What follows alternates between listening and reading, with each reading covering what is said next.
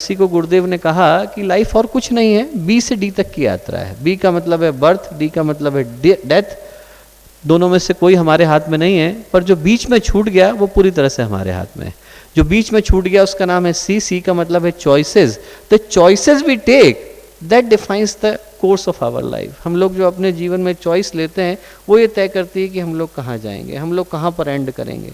मैं आपको बताऊं कि दुर्योधन जो बुरा व्यक्ति है महाभारत का, उससे उसके अंकल ने पूछा, विदुर ने, कि एक बात बता कि तू और युधिष्ठिर दोनों एक ही जगह पे गए, दोनों के अंकल आंटी एक थे, टीचर एक जैसे थे, स्कूल एक जैसा था, सिस्टम एक जैसा था, वो सारे काम सही करता है और तू सारे काम गलत करता है, ऐसा क्यों है? दुर्योधन से पूछा। तो दुर्योधन बोला, जानापि धर्मम नच में प्रवृत्ति। जानता हूं कि धर्म क्या है, करूंगा नहीं, मेरा मन नहीं, जानता हूं। जानापि अधर्मम नच में निवृत्ति। जानता हूं कि अधर्म क्या है, छोड़ूंगा नहीं, मेरा मन नहीं। केनोपि देवेन हृदय स्थितेन यथा नियुक्तोस्मि तथा करोमि। ऐसा लगता है कि कोई अंदर आकर के बैठ गया है और जो मुझे करवाना चाहता है वही करने के लिए मैं बाध्य हो जाता हूं। तो everyone knows in their heart what is right, what is wrong. We just take the path that seems easier for us to take. और इसी को महर्षि अरविंद ने कहा कि हर एक के अंदर वो दिव्यता की संभावना है, हर एक के अंदर वो डिवाइन पॉसिबिलिटी है। The moment we start to nurture that possibility, we start to feed that possibility, we become the truly human being. तो फिर हमारे अंदर की डिविनिटी जो है वो जाग जाती है, हमारे अंदर का देवत्व जाग जाता है। Edmund Hillary before scaling the Mount Everest failed 15 times. आप में से कभी कोई यदि जाएं माउंट एवरेस्ट पर, तो at the altitude of 6888 metre वहाँ पर आपका बेस कैंप लगता है। You are allowed to go 3 times without oxygen. 3 बार आपको बिना ऑक्सीजन के जाना है। यदि आप सेकंड बेस कैंप तक पहुंच जाएंगे 3 बार बिना ऑक्सीजन के, then you are permitted to go, and you are permitted to go only between 8 PM to 2 AM। रात में ही जा सकते हो, 2 बजे के बाद एवलांश आने लग जाता है, you are not permitted to go. So he failed 15 times and that was the last night he could have tried. उन्होंने कहा कि यदि इसके बाद नहीं करेंगे तो 3 साल तक वेट करना पड़ेगा। तो he looked at the Mount Everest and he said, listen, you are a rock, you can not grow any more. Mount Everest की तरफ देखा और बोले, listen, you are a rock, you can not grow any more. As a human I can, as a human we all can. ये जो possibility हमारे अंदर है कि जब भी हम लोग चाहें, आज तय कर लें कि साहब हम अपने जीवन को अच्छी दिशा में ले जाना चाहते हैं, apart from us know one else can stop. यदि हमारे अंदर ये भावना आ जाए कि साहब हम अपने मन को, अपने जीवन को सही दिशा में, सही डायरेक्शन में ले जाना चाहते हैं, nobody can stop us apart from ourselves। और इसी को गुरुदेव ने कहा, rise of divinity in man and descent of heaven on earth। Those of you who may not be familiar with his work, he for 42 years of his life lived in absolute solitude।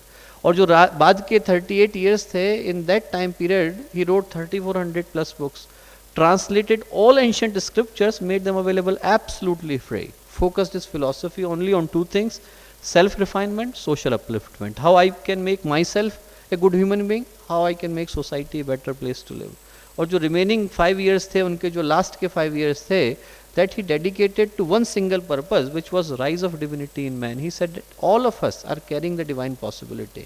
यदि हम में से हर एक के अंदर का देवत्व जाग जाए तो किसी और स्वर्ग की आवश्यकता नहीं है, स्वर्ग यहीं चला आएगा। There is no other heaven that we have to look for। यदि यहाँ पर 100 लोग मौजूद हैं और 100 के अंदर का देवता जाग जाए तो किसी और स्वर्ग की आवश्यकता क्यों है, स्वर्ग तो यहीं चला आया।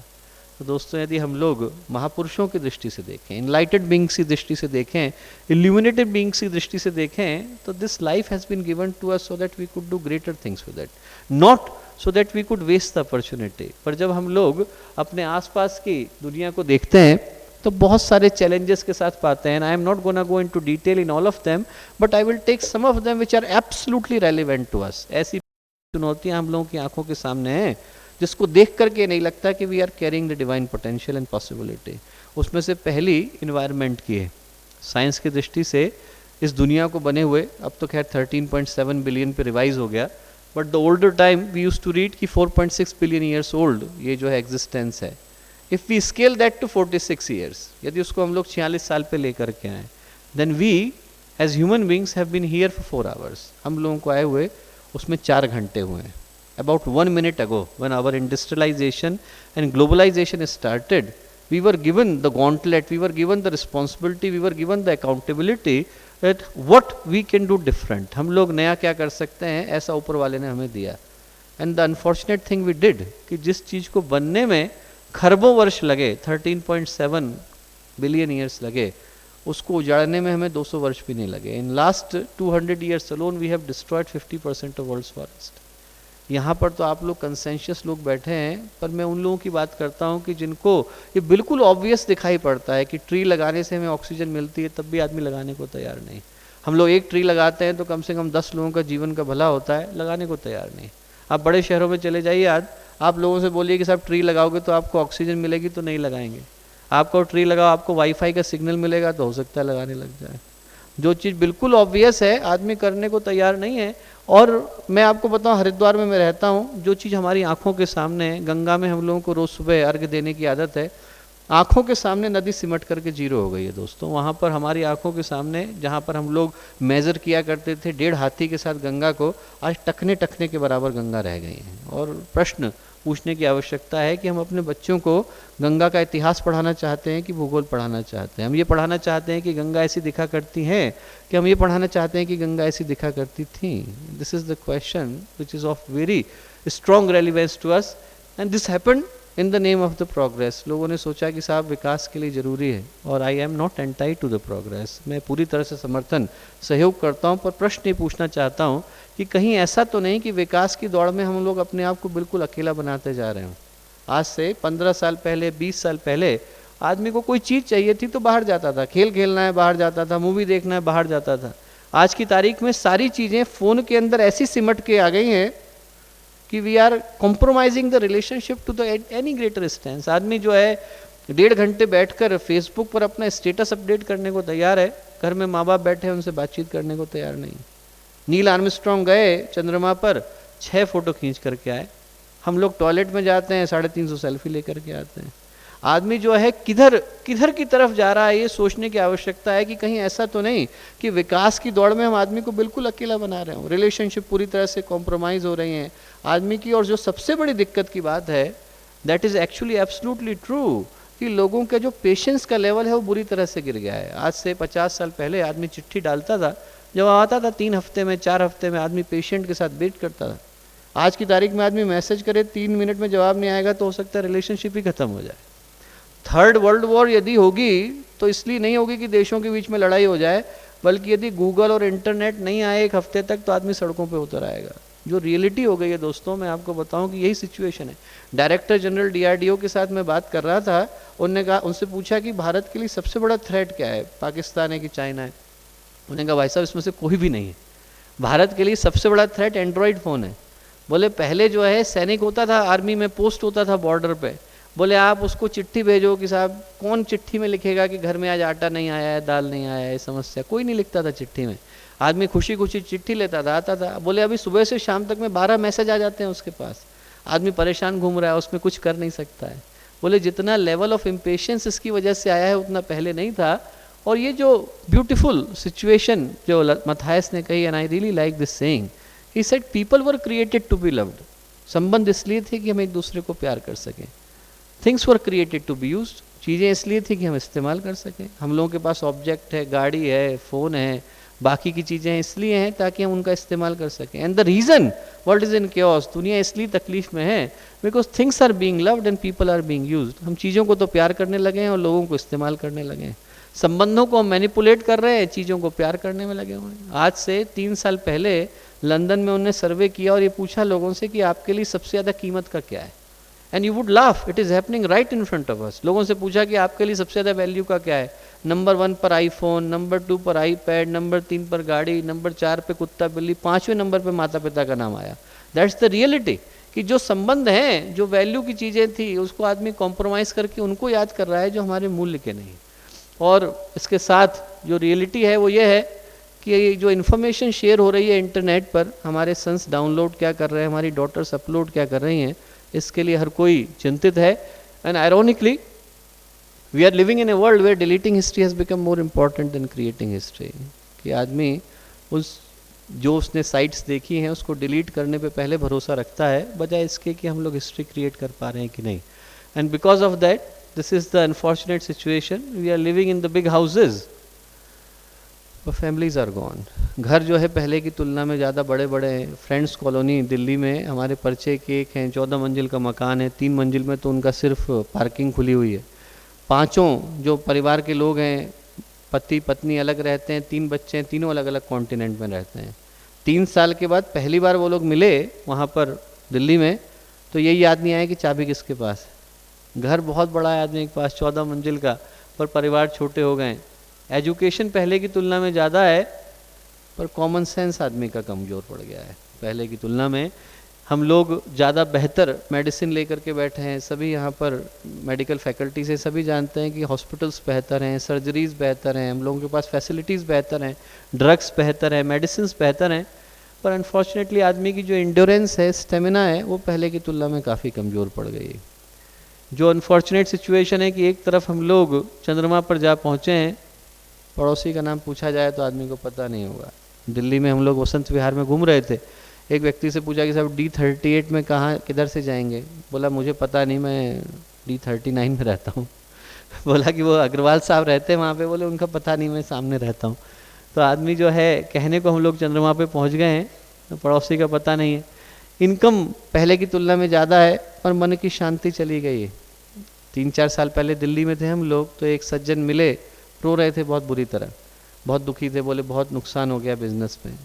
तो बोले बहुत लॉस हुआ इस वर्ष। कितने का हो गया? बोले 1 करोड़ का नुकसान हो गया। तो मैंने कहा काफ़ी नुकसान हो गया। क्योंकि पत्नी बोली अरे आप इनकी बात पे ध्यान मत देना, ये 25 करोड़ का फ़ायदा सोच करके बैठे थे, 24 करोड़ का हुआ इसलिए रो रहे हैं। तो एक्चुअल में मन में आदमी सोच करके बैठा था कि फ़ायदा ज़्यादा होना है, नुकसान नहीं हुआ है। और कहने को हम लोग नॉलेज ज़्यादा लेकर के बैठे हैं दोस्तों, पर विजडम चली गई है। और जो सबसे अनफॉर्चुनेट बात है वो ये है कि जनसंख्या बढ़ गई है, पर मानवता कहीं खो गई है। तो इसके कारण जो दिक्कत है वो ये है कि हम लोग भागे चले जा रहे हैं बिना ये जाने कि हम लोग कहाँ क्या करना चाहते हैं। We are buying things we don't even need with the money we don't even have to impress the people we don't even like. आदमी खरीदे जा रहा है चीज़ों को, और उनको इम्प्रेस करने के लिए जिनको कभी उनके साथ बैठ करके बातचीत भी नहीं करना चाहेगा। 2004 में जब चैरिंग क्रॉस हॉस्पिटल में पहले दिन की जॉब थी, and I came out of the Hammersmith hospital और हैमरस्मिथ ट्यूब स्टेशन, वहाँ से 12 मिनट की वॉक है चैरिंग क्रॉस हॉस्पिटल के लिए। फुलम पैलेस रोड पे आप जाओ तो मैं और मेरे साथ एक और दोस्त था, हम लोग बाहर निकले। 8:20 का समय था, 8:20 का। पहले दिन आप पहुँचो तो कोई बहुत ज़्यादा काम भी नहीं होता, तो सीधे सीधे सिंपल जाना था वॉक करते हुए। जैसे ही ट्रेन से निकले वो भागने लग गया। मैं उसके पीछे पीछे भागा, मैंने सोचा पता नहीं शायद जेब कट गई उसकी। मैंने उसको पकड़ा, मैंने कहा क्या हुआ? बोला नहीं सब भाग रहे थे तो मैं भी भागने लगा। जैसे ट्रेन से निकले तो हर कोई भागने लगा, तो औरों को देख करके वही भागने लगा। तो दोस्तों वैसे ही हम लोग चले जा रहे हैं, पर कहाँ जा रहे हैं, किस उद्देश्य के साथ, ये सोचने की आवश्यकता है। तो यदि महापुरुषों की दृष्टि से देखें तो मनुष्य का जीवन ऊंची संभावनाओं को साकार करने के लिए मिलता है। आसपास की दुनिया में आदमी भटका हुआ, परेशान और बेचैन नज़र आता है। तो ऐसे समय में जिस चीज़ की आवश्यकता है वो मनुष्य के अंदर उत्कर्ष चिंतन की और सोसाइटी के अंदर उत्कृष्टता की आवश्यकता है। और इसको एक एक करके मैं लेना चाहूँगा कि उत्कर्ष, जैसा गुरुदेव ने कहा, 4 चीज़ों से तय होता है। पर्पस, जीवन में उद्देश्य हो, उद्देश्य के प्रति सही दृष्टिकोण हो, एटीट्यूड, कंपैशन, समाज सेवा का, मानवता का भाव हो, और कमिटमेंट। उसके लिए हम लोग फुल डेडिकेशन के साथ जुट पड़ें तो चारों चीज़ें मिलकर के उत्कर्ष को तय करती हैं। और एक एक उदाहरण के साथ शुरू करता हूँ। सबसे पहले है उद्देश्य। बड़ी खूबसूरत बात उन्होंने कही कि बिना उद्देश्य के मनुष्य का जीवन पेंडुलम की तरह से है, घूमता तो बहुत है, पहुँचता कहीं नहीं। कि आदमी काम तो बहुत कर रहा है। आप लोगों से पूछ करके देखिए, लंदन चले जाएंगे आप तो आदमी सुबह 6 बजे घर से निकल रहा है, 3 ट्यूब स्टेशन क्रॉस करेगा और अपनी जॉब पर पहुँचेगा। शाम को फिर 6 बजे चलेगा, रात को 9 बजे घर पहुँचेगा। बच्चे को सोता हुआ छोड़ करके गया था, सोता हुआ देखेगा। मंडे से फ्राइडे तक एग्जैक्टली यही रूटीन है। बहुत बिजी है। उससे पूछा जाए कि साहब आपके पास 2 मिनट का समय है, तो नहीं है उसके पास समय। माता पिता भी लें तो उनको अपॉइंटमेंट लेना पड़ेगा। बिजी बहुत है, पर यदि उससे पूछा जाए कि जीवन का उद्देश्य क्या है तो आदमी को उत्तर देने में महीनों लग जाएंगे। Just because we are occupied does not mean that we have got purpose. Purpose comes not from what we do but why we do it. फांसी पर हत्यारा भी चढ़ता है और भगत सिंह भी चढ़ते हैं, कारण बदल जाते हैं। किस काम को हम लोग क्यों कर रहे हैं, किस उद्देश्य के साथ कर रहे हैं, वो तय करता है कि हम उसके माध्यम से क्या हासिल करना चाहते हैं।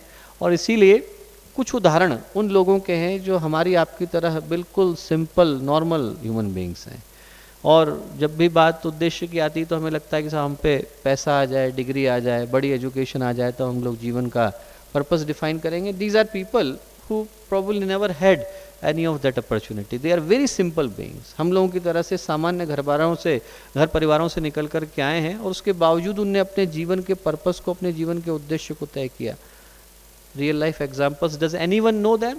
आप में से कोई जानता है उसमें से एक को? ये जो है, आई होप कि you would know him. He was given, James Harrison, Australia का जो सबसे बड़ा सिविलियन अवार्ड है. Like we get the Bharat Ratna in India, in Australia you are given Victoria Order of Merit, and he was given that award about 10 years ago. And he is a simple bricklayer, जिसको हम लोग मजदूर, राजगीर बोलते हैं, वो हैं. ऐसा उनने क्या किया कि उनको इतना बड़ा अवार्ड मिला? He was called the man with golden arm. 13 years के थे, घर से साइकिल पे आ रहे थे, सामने से एक ट्रक आया, उसने जोर की टक्कर मारी and he ended up in coma, ICU में एडमिट हो गए. It took 14 people to donate blood to him to save his life. 14 लोगों ने खून चढ़ाया उसके बाद धीरे धीरे अलग अलग समय पर, and he was saved. When he came out of the hospital, first thing he decided that the moment I would turn 18, जैसे ही मैं 18 साल का होऊंगा, which is the legal limit to donate blood, I will give blood, तुरंत रक्तदान करूंगा. So he turned 18. Birthday का सेलिब्रेशन हुआ, बर्थडे मनाया. मनाने के बाद he went to the hospital.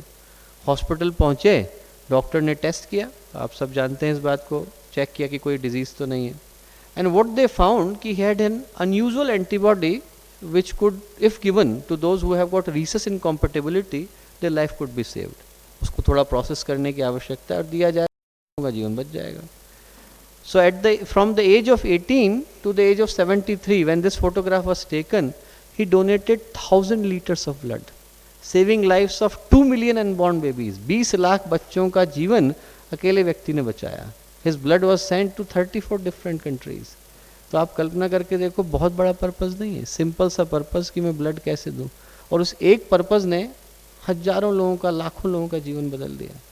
आप लोग जाओ तो हजारीबाग एक स्थान पड़ता है, हजारीबाग में एक ही किसान जिसने सुबह शाम अपने खेत पर जाते समय 2 पेड़ सुबह आम के लगाए, 2 पेड़ शाम को लगाए, और उस एक व्यक्ति के कारण पूरा का पूरा हजारीबाग डेवलप हो गया. 87,000 trees that single person planted. हमको लगता है कि हमें बड़े उद्देश्य की आवश्यकता है, छोटे उद्देश्य से बहुतों का जीवन बदल जाता है. उसके बगल में जो बालक है कार्ल, 8 year old का, 8 साल का लड़का, गया मेले में आप जाओ तो आँख पे पट्टी बांध करके आप फ्रिस्बी फेंको, जहाँ पर गिरेगी वो आपकी हो जाती है. तो उसने फेंका, उसमें $1000 का इनाम निकल गया. मम्मी पापा ने पूछा कि क्या करेगा इस $1000 का, डिज्नीलैंड घुमाने ले चले कि क्या करें? तो कार्ल बोला, नहीं मम्मी, हमारी जो पड़ोसी है लड़की कार्ला, उसको ल्यूकीमिया है, ब्लड कैंसर है, उसको दे देते हैं. So he phoned the mother. Mother started to cry. उसने कहा 8 साल के बच्चे से कौन पैसा लेगा, 8 साल के बच्चे से तो कोई नहीं लेगा.